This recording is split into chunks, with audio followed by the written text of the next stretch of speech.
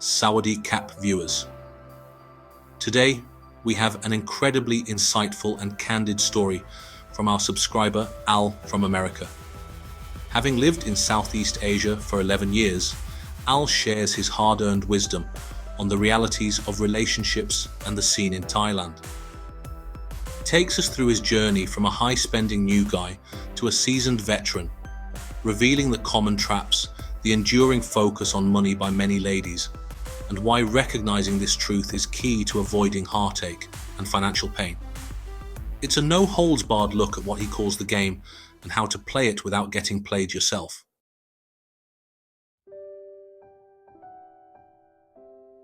I'm now in my 11th year residing in Southeast Asia, a significant chunk of my life.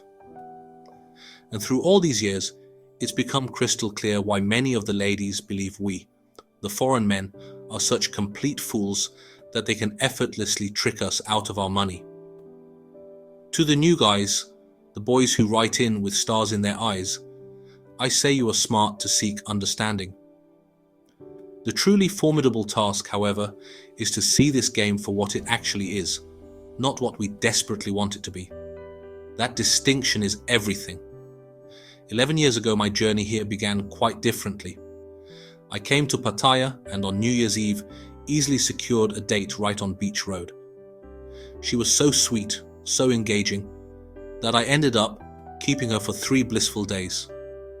Back then, that felt like a reasonable, even charming extended encounter. Now, it seems even 3 hours can feel like overdoing it. That initial trip was just 4 days long, and I flew back to the States and my job with a relentless craving to return and an accelerating urge to retire as soon as possible. And so, my return journey unfolded. I flew back, connecting with someone I'd met online. I then flew her and myself to Chiang Mai. It quickly became apparent that she wasn't exactly nourishing my soul or even providing the companionship I sought, so I put her on a flight to Bangkok Don Mueang and flew myself down to Phuket. I decided in that moment that Phuket would be the place to set up my retirement. With that vision firmly in mind, I bought a couple of small condos there. Those early adventures in Phuket were great, truly exhilarating, and I know now it was largely because of the huge influx of money I was receiving from a business settlement. The baht was trading at 40 to the dollar, and I was getting 20,000 of those dollars each month. This afforded me a lifestyle filled with multi-girl parties, boat trips, and all the indulgences one could imagine.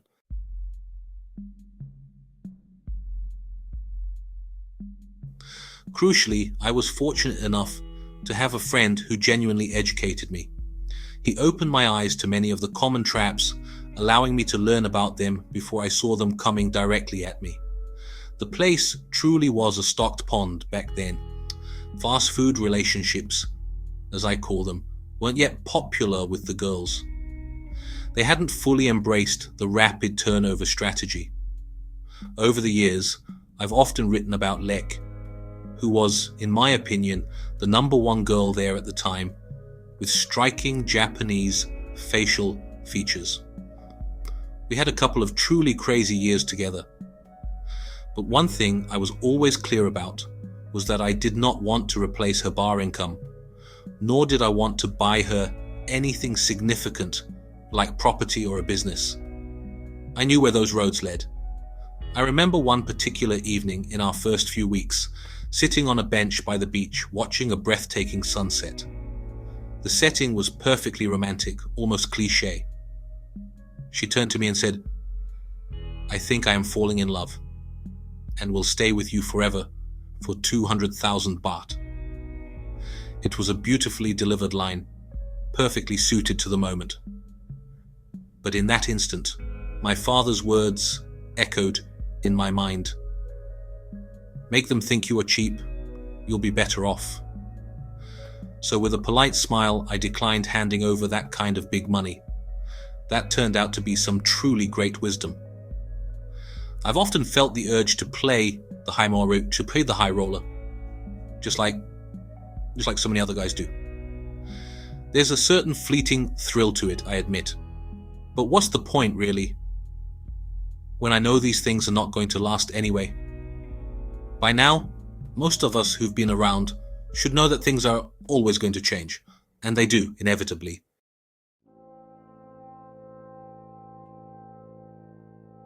I've had 4 girls who lived in with me for spells, all of whom were wonderful at first, as they always are. I guess some guys are just slow learners, or maybe we simply want to enjoy the intoxicating start, then move on to try another, hoping for a different outcome. It's a cycle many of us fall into.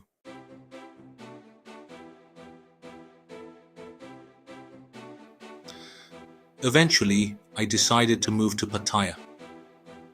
The infrastructure felt better, the prices were generally more reasonable, and perhaps more importantly, the ability to escape smothering predators and their jealousies is far greater in this veritable meat market. At first, I lived in Yom Tien, where I received my raw baptism into the world of Pattaya gamers.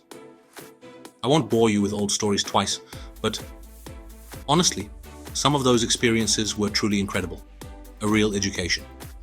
In all my life travels, I doubt I've met more criminal types than here. And remember, I was born right across the river from St. Louis in the USA, a city not exactly known for its lack of colorful characters. Thanks to being sober now and having a deeply ingrained aversion to poverty, I have survived some tests here that were far stronger than those I faced earlier in life.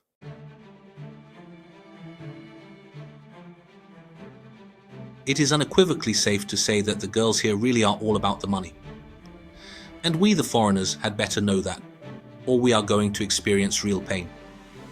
It's a fundamental truth that must be accepted. We simply have to remember that we are aliens in their eyes. Our cultural norms, our concepts of romance or partnership, are largely irrelevant. Their mission, pure and simple, is to take my money, his money, and your money. Yes, we do lose our turns, but we lose them not because we did something wrong, but to higher bidders or, in rare cases, to their actual genuine love interests. And it truly doesn't matter if you are old and weathered, or one of those forever delusional young and handsome types. They just don't care. This town has literally raised a few generations of bar workers and con artists. Some return to Buriram and other Aisan feeder villages. Then they send their children here, perpetuating the cycle. They are trained in the trade, but if not, well, the mama-san will quickly finish their education. I think if we truly recognize and internalize this reality, we can still enjoy them for brief intervals. They are genuinely cute and fun, undeniably entertaining. But the golden rule, if you want to keep your sanity and your funds, is simple. Just catch and release.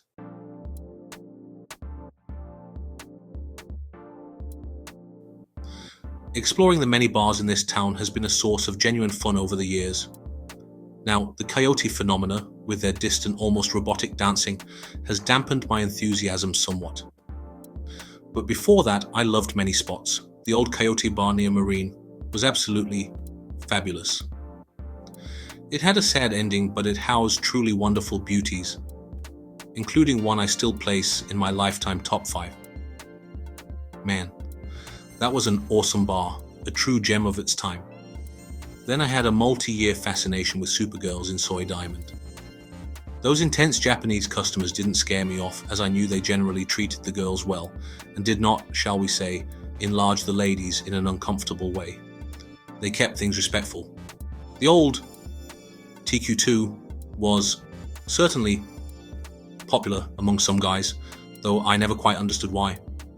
TQ on Beach Road had some genuine stars years back, and my countrymen felt comfortable going there. But TQ2 was a different beast. I remember one late afternoon while on Walking Street, I experienced an unfortunate emergency high column defecation in that bar. A particularly vivid and unpleasant memory. In hindsight, I felt it was entirely appropriate, as the place was truly a shithole. One constantly watches walking street bars come and go, and some of the newer ones are fun for me as well. For a few years, I really enjoyed Baccarat with its lively atmosphere. But now, I've accumulated too many wives there, making it less relaxing for a casual visit. Everyone knows me, and everyone wants attention or money.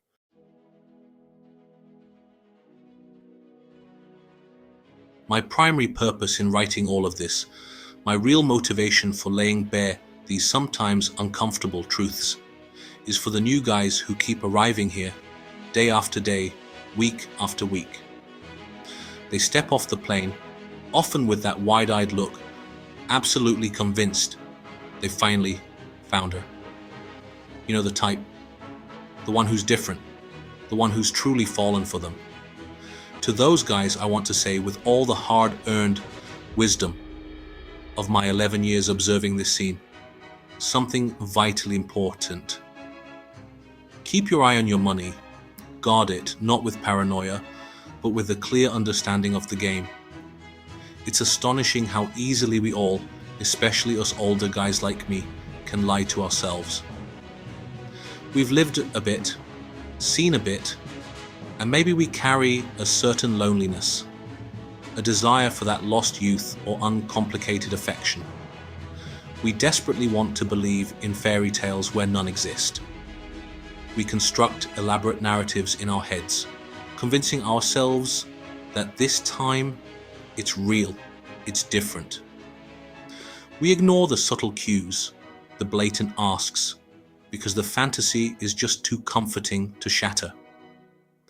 But the stark reality is that the consequences of that self-deception often lead to significant financial loss and, more painfully, deep emotional hurt. I've seen it play out countless times, and I've even nearly fallen for it myself, despite all my accumulated knowledge.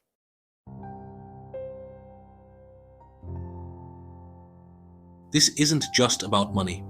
It's about protecting your peace of mind and not letting a desire for connection blind you to the clear transactional nature of so many of these encounters. Just this last week, I nearly fell victim again. I got hypnotized by a dancer in Soy LK Metro. She was stunning, truly captivating. I even scheduled a date with her, so I picked her up, paid the bar fine, and then we went to eat. As we talked, I started hearing all those familiar qualifying questions. Subtle probes about my finances and casual mentions of how nice a condo for her would be, how she had no money. When they look like her and suddenly pull out a cheap Nokia phone, that's your cue to look out. It's a telltale sign, just like the genuinely rich guys here who also often carry cheap Nokias to avoid unwanted attention. I came out of that evening thinking about how stunning she was and how impressive her English was. She claimed it was from school, but she swore too often for that to be entirely true. And I could clearly see that she was just too smart for me to want to go through defending myself on a daily basis. So, she was a nice experience and then done. No entanglement. They are truly wonderful and they can entertain us exceptionally well, providing laughter, companionship, and fleeting moments of connection. But let me be unequivocally clear, working ladies cannot give us love. Period. That's the fundamental truth that too many men refuse to accept, and it's the refusal to accept it that leads to all the pain and disappointment.